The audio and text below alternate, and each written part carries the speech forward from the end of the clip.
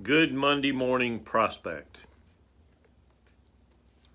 One of the questions I get asked a lot that surprises me is why? Why do we feed the hungry? Why do we care about it? And it's not a satisfying answer just to say because the Bible says so.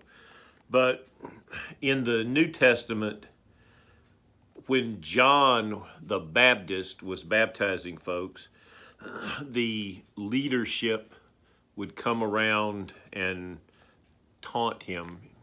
And he said and pointed them out, "You brood of snakes, children of snakes, who warned you to escape from the coming judgment?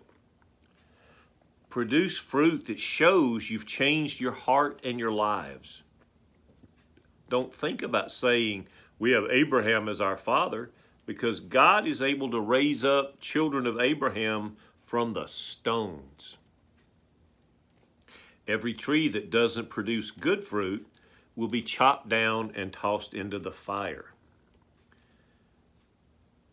You're going to be useful one way or another. And then he answered, "Whoever has 2 shirts should share it with the one who has none, and whoever has food must do the same." Even the tax collectors came to be baptized, and they asked, "Teacher, what should we do?" His response, "Collect no more than you're authorized to collect." Don't cheat people. The soldiers who came to be baptized asked, "What should we do?" Don't cheat or harass anybody, and be satisfied with your pay.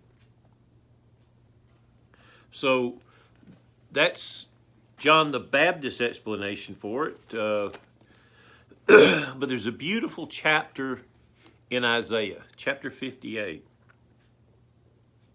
that on its surface is talking about fasting.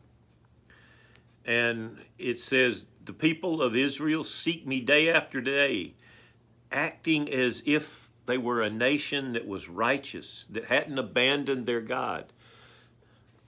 They ask me for righteous judgments." And they ask, "Why do we fast and you don't see us? Why do we afflict ourselves and you don't notice?"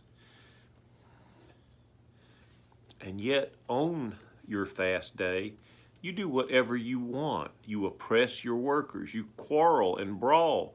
And when you fast, you hit each other violently with your fists. You shouldn't fast as you're doing it today if you want to make your voice heard on high. That's not the kind of fast I chose.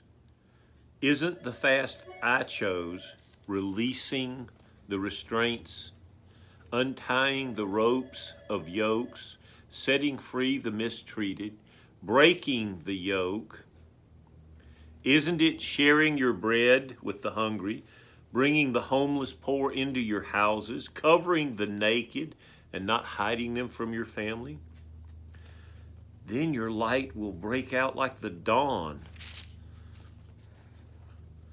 Then you will call, and the Lord will answer, and he will say, "I will remove the yoke from among you." If you open your heart to the hungry and provide abundantly for those who are afflicted, your light will shine in the darkness, and your gloom will be like noon. And the Lord will guide you continually and provide for you even in dry places.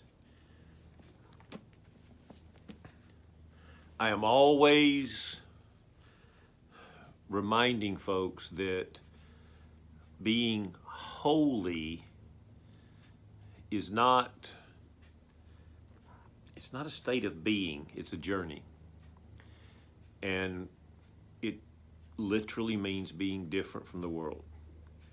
I am humorously reminded that in the humorous little movie Back to School, Rodney Dangerfield makes the point that the world thinks you should look out for number 1 and be careful that you don't step in number 2. That's not what God says. God does not say look out for number one. God says look out for each other. If you see somebody who is poor or afflicted or naked, clothe them, bring them into your home, feed them, do whatever you need to do. That's the why. It's because to be the people of God, we are called to care for our neighbors.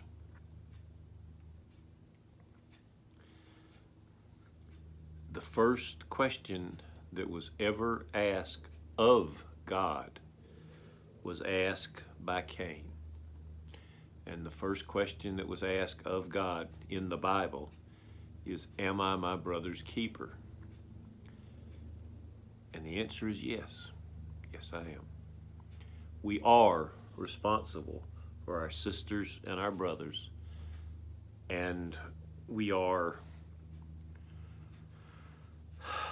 ultimately responsible for their treatment and how they are.